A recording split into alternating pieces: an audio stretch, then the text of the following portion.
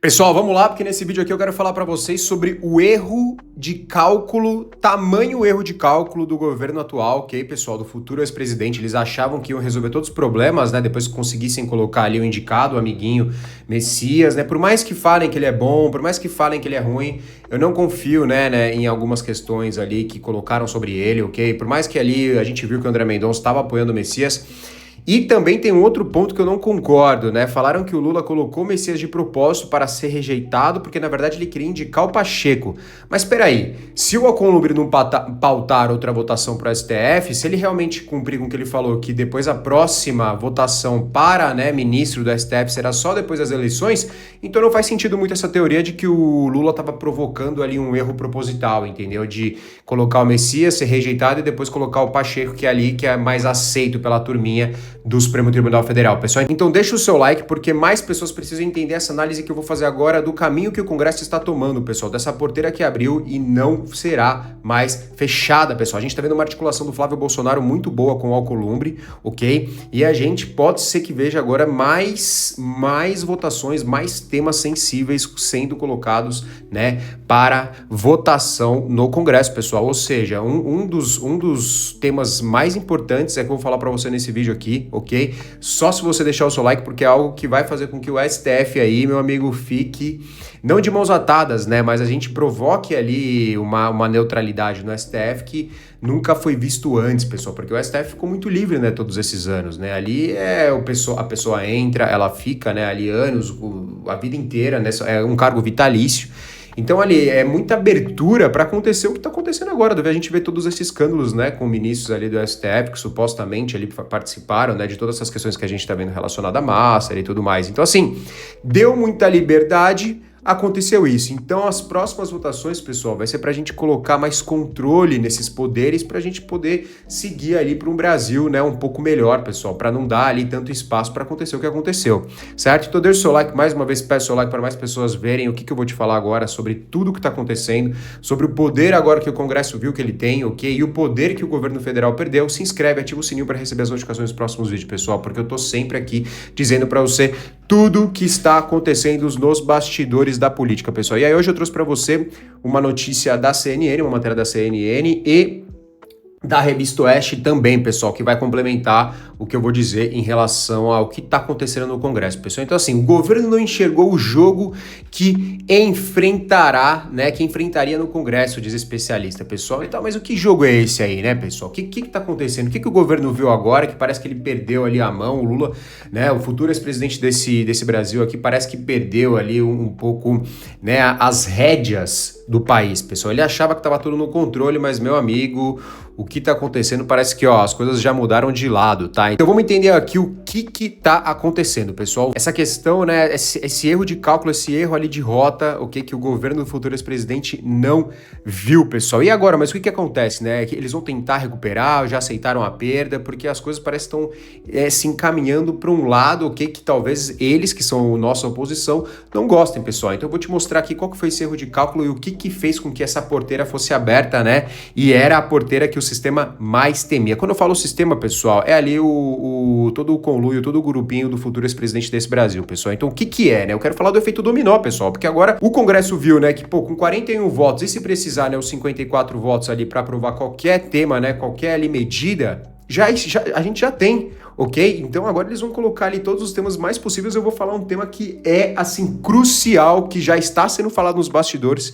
ok? Para entrar em votação, e a probabilidade de ser votado a favor, meu amigo, é muito grande depois do que a gente viu semana passada. Então vamos entender aqui, ó. Essa questão do Messias realmente gerou, tá, um efeito dominó imediato. A articulação do Planalto está, pessoal, totalmente perdida lá dentro do Congresso, ok? Então eles realmente estão admitindo que o controle fugiu das mãos deles, tá? Então, assim, o primeiro dominó a cair foi exatamente o veto da dosimetria. Então teremos mais coisas, pessoal. O Congresso não só derrubou o veto, como de uma certa maneira, né, humilhou ali a estratégia do governo atual, né, do futuro ex-presidente, pessoal. Então, olha só. Né? Olha o que está acontecendo agora. Os advogados, ok, das vítimas lá do 8 de janeiro, pessoal, já estão protocolando em massa os pedidos de soltura do pessoal, ok, justamente por causa dessa derrubada de vetos aí, ok? Então é justamente porque, né, eles querem evitar ali qualquer outra questões que venha na frente, né? Querem já aproveitar essa oportunidade que a derrubada do veto está abrindo aí, pessoal. Então, assim, antes, se você achava, ok, antes, pessoal, que a gente achava que ia acabar em pizza, né, realmente agora virou um banquete ali de liberdade, pessoal, para as pessoas que sofreram com tudo isso, ok? E aí a gente veio aqui, pessoal, para o clima dos bastidores, né? Vamos ver, olha só o que tá acontecendo, pessoal.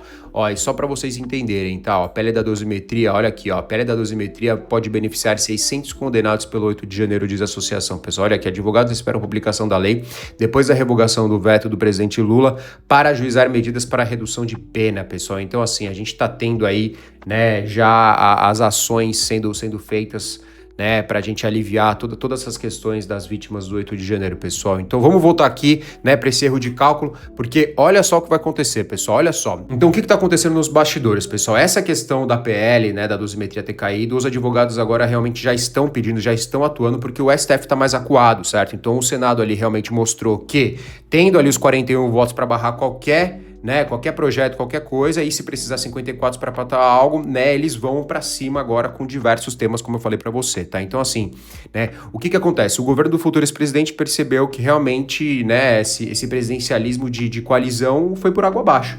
Não existe mais isso, né? Então agora quem manda é literalmente o Congresso que vai ditar o ritmo, certo? É o Congresso que está ditando o ritmo. Então, assim, se o próximo passo, tá, for a PEC, que limita os poderes do STF, meu amigo, o sistema que a gente conhece, que a gente conheceu nos últimos anos, deixará de existir. Você tá entendendo? Era isso que eu queria te dizer. O primeiro veto derrubado, primeiro foi o veto da dosimetria derrubado, ok? Com a força do Congresso. Agora, o próximo passo, pessoal, é a gente aprovar a PEC que limita os poderes do STF, que é isso que a gente precisa. Lembra que eu te falei no começo do vídeo? Deu muita liberdade, pessoal.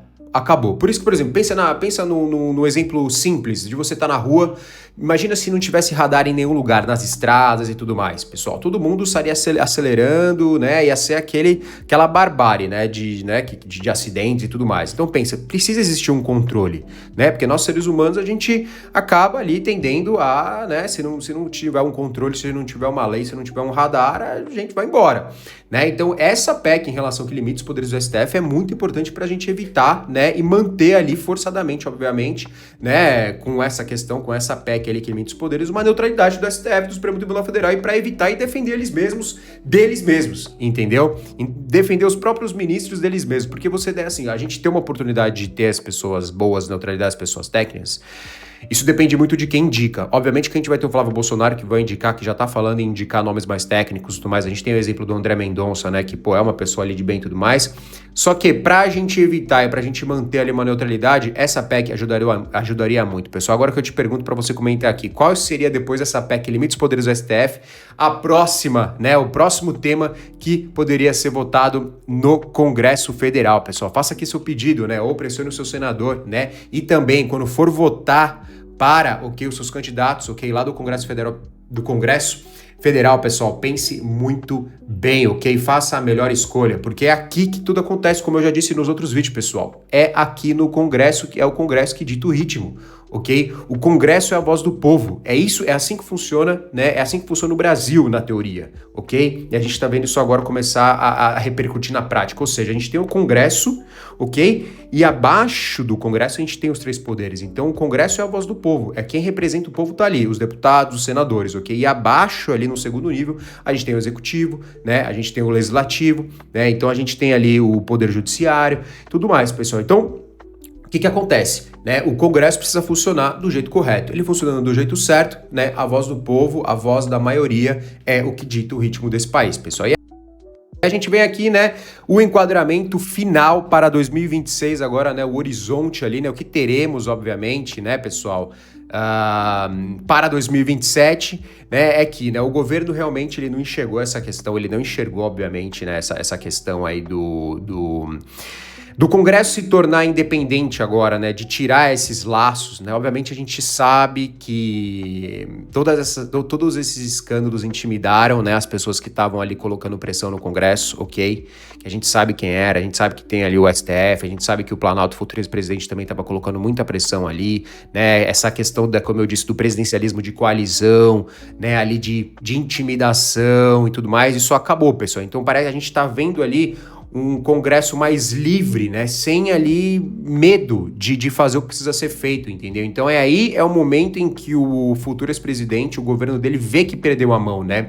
Vê que perdeu o peão mais importante no caso, que era ali a indicação para o STF, que perdeu agora, foi rejeitado o Messias, e agora vê, né, a oposição retomar toda a narrativa, pessoal. Então agora com o Trump também lá fora, né, dando ali o ultimato e o Congresso aqui dentro batendo o pé, o caminho para 2026, pessoal, está literalmente sendo pavimentado hoje. A anistia não é mais um quem sabe, ok? É um quando acontecerá. A anistia vai acontecer, obviamente, o Flávio Bolsonaro vai, né, assumir, obviamente, com todas essas pesquisas que a gente está vendo, a probabilidade já é muito alta, né, então, obviamente, quando ele entrar, a gente vai ver essa anistia, ok? E eu acho que até lá, pessoal, nós veremos agora muitos projetos bons que beneficiam a população brasileira sendo aprovados no Congresso, pessoal, depois de tudo isso. É como se, né, a gente tivesse realmente aberto ali a porteira, né, para tudo isso. Então, acho que você, assim como eu, podemos ficar felizes, né, porque lembra que eu falei, né, a gente sabe que o jogo funciona com os interesses, né? E quando os interesses, né, eles caminham para um lado da população,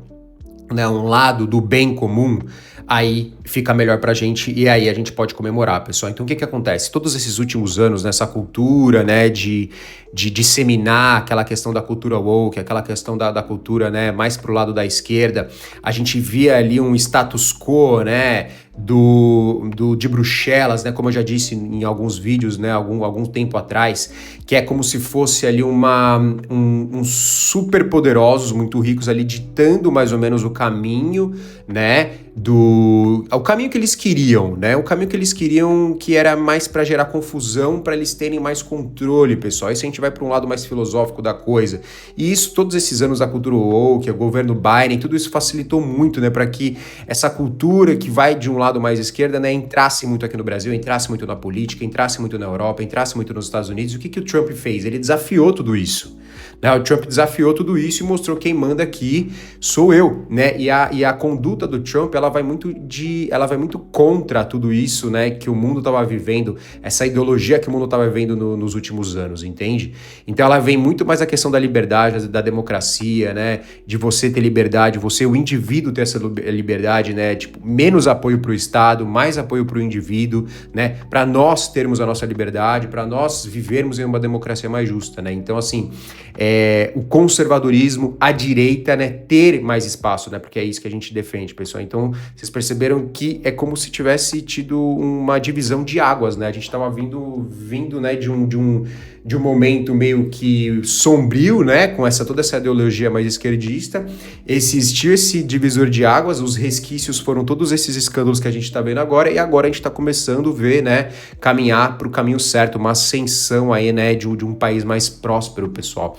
Ou seja, né, a gente pode ali apostar, obviamente, num mandato, em mais mandatos de direita em seguida, assim como aconteceu, né, com o Partido do Futuro, ex-presidente aqui do país, pessoal.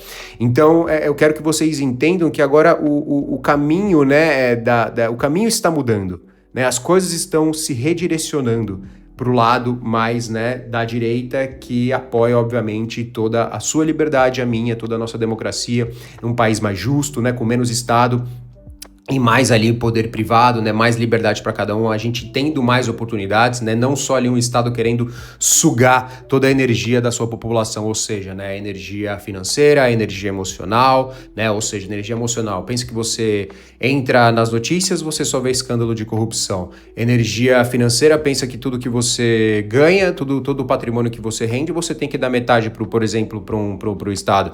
Então, assim, a gente está caminhando para um caminho de mais liberdade individual, onde a gente consiga reter mais da nossa energia financeira, reter mais da nossa energia emocional, ver ali que quem está governando são pessoas, né, são pessoas melhores preparadas, são pessoas que têm um preparo melhor, né? Porque a partir do momento que você... O que é você ter um preparo melhor? É você ter consciência de que a partir do momento que você está num cargo público, você serve o povo, não é para você se achar maior do que ninguém. entendeu? O cargo público não é para você se sentir maioral, né? O concurso público, eu ganho mais e tudo mais, vou aqui fazer do meu jeito. Não, meu amigo, você é empregado do povo. O cargo público é isso, você é empregado do povo, você serve a população, entendeu? Então, assim, você tem que ser o ser humano mais humilde do mundo, mais simples do mundo e com uma consciência super elevada, ok? Então, deixa aqui o meu recado. Muito obrigado para você que assistiu até aqui. Deixa o seu like, se inscreve para ativar o sininho, ok? Se inscreve e ativa o sininho para receber as notificações e nos vemos no próximo vídeo, pessoal. Até lá, um grande abraço.